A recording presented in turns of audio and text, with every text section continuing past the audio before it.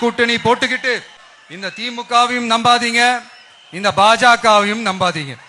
ரெண்டு பேரும் வேற வேற கூட்டணி எல்லாம் கிடையாது, ஒரே கூட்டணி தான். தேர்தலுக்கு பிறகு தமிழகத்தில் ஆட்சி அமைக்க தாவேகா தலைவர் விஜயுடன் பேசி தேசிய ஜனநாயக கூட்டணி ஆட்சி அமைக்கும். என்னன்னு நீ திமுக தான் பிஜேபின்னு சொல்லிட்டு இருக்க பாருங்க. இந்த மினிஸ்டர் பார்த்தா அவர் வாட்டுக்கு வேற என்னத்தையும் சொல்லிட்டு இருக்காரு. எங்கிட்டோ டிவிகே சிக்கல் டு பிஜேபின்னு நான் சொன்னதை கேட்டு பயந்து போய் எங்க நம்ம பிஜேபின்னு தெரிஞ்சு போனா ஒரு ஓட்டு கூட விழாதோன்ற பயத்தில் லாஸ்ட் மினிட்ல பிஜேபின்னு சொன்ன பாருனே, சூப்பர்னே. இம்பிட்டு பயத்தையும் உள்ள வச்சுக்கிட்டானே.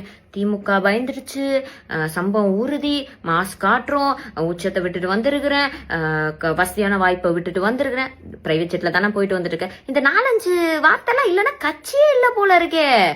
பட் இதெல்லாம் ஒரு சைடு இருந்தாலும் மக்களுக்கு ஒரு அன்பான வேண்டுகோள், முக்கியமா பெண்களுக்கும் குழந்தைகளுக்கும். உங்களுக்கு விஜய் என்னன்னா பார்க்கணும் வைக்கணும்னா திரும்பி கூட சுறா படத்தை டிவியில போட்டு பாத்துக்கோங்க.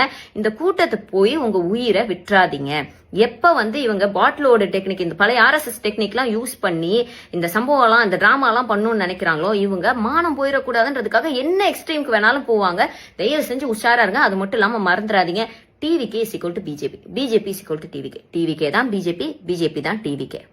இப்ப இந்த வீடியோவை ஜூலி தான் ஷேர் பண்ணிருக்காங்க. அதாவது டிவிகேவோட மாநாடு எங்க நடந்தாலுமே மக்கள் விஜய பாக்கறதுக்காக போகாதீங்க, அப்படி விஜய பாக்குறதா இருந்தா வீட்டுல இருந்து சுறா படத்தை பாருங்க அப்படின்னு சொல்லியிருக்காங்க. கரூர்ல 41 பேர் இறந்த அந்த டைம்ல இருந்து ஜூலி 50-500 ஆக்காதீங்க அப்படின்னு சொல்லி விஜய் ரொம்பவே தாக்கி பேசிட்டு வந்தாங்க.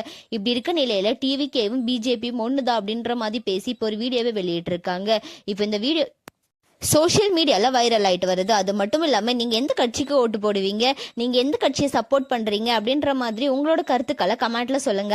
அண்ட் இந்த மாதிரியான அப்டேட்ஸ்க்கு நம்மளோட சேனலை சப்ஸ்கிரைப் பண்ணிக்கோங்க.